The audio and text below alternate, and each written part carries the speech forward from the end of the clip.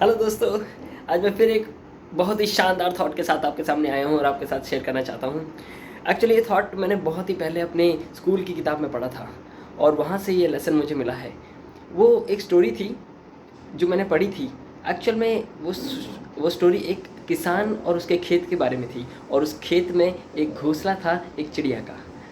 Actually एक किसान के खेत में एक चिड़िया का घोंसला होता है और खेत पूरी तरह से लहलहा के फसल बन के हवा से झूम रहा होता है और उसी घने भरे हुए खेत के बीच में एक चिड़िया का घोंसला होता था और उस घोंसले में चिड़िया ने कुछ अंडे दिए हैं जो अंडे फूट कर अब छोटे छोटे बच्चे बाहर आ गए हैं। अब किसान एक दिन उस खेत पर आया, अपने ही खेत पर, और निगरानी करते हुए देखा कि अब तो खेत में फसल पूरी तरह से बढ़ चुकी है, पक चुकी है, अब इसको फसल को काटने का वक्त आ गया है। और ये सोचकर उसने ये कहा कि कल मैं अपने दोस्तों को यहाँ पर भेजूँगा और वो मेरी ये फसल काट कर मुझे दे देंगे। और ये कहकर किसान वहाँ से चल पड़ा।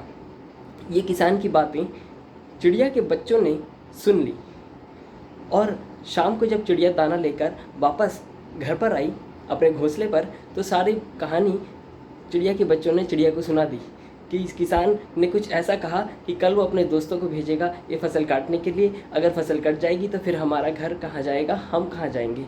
तो चिड़िया ने अपने बच्चों को समझाया कि घबराओ मत, ऐसा इसमें घबराने वाली कोई बात नहीं है, ऐसा कुछ नहीं होगा। और ठीक ऐसा ही हुआ। अगले दिन कोई भी नहीं आया और ऐसे ही कई दिन बीत गए।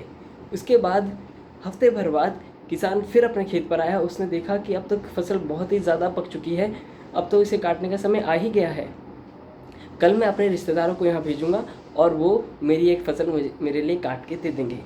चिड़िया के बच्चों ने दोबारा ये बात सुनी और शाम को चिड़िया को लौटते हुए उसने दोबारा ये कहानी चिड़िया को सुनाई कि किसान इस बार आया था, उसने ये कहा कि वो अपने रिश्तेदारों को भेजकर ये फसल काट लेगा। चिड़िया ने कहा अपने बच्चों को कि इसमें भी घबराने की कोई बात नहीं है, ऐसा नहीं होगा।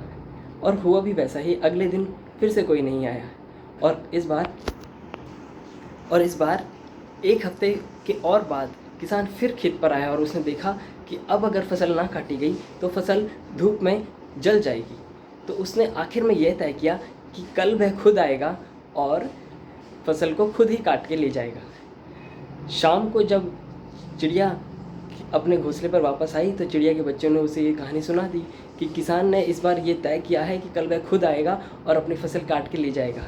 तो चिड़िया ने कहा कि हाँ बच्चों, अब समय आ गया है कि हमें ये घोंसला छोड़ देना चाहिए और तुम बच्चों भी अब उड़ने के लायक हो गए हो। अब मेरे साथ इस घोंसले के साथ इस घोंसले को यहीं छोड़कर मेरे साथ आप उड़ चलो। अब हमें नया बसेरा ढूंढना होगा।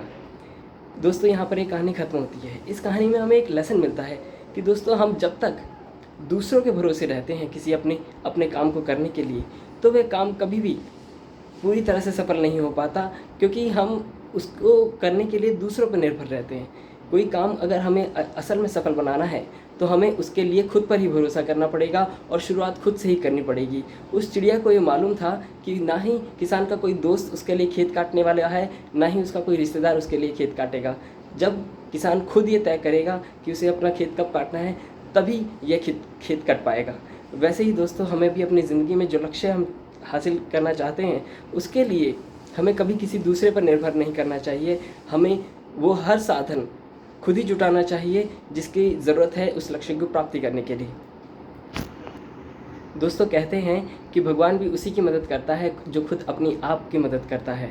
एक फ़िल्म देखी थी मैंने, मांझी।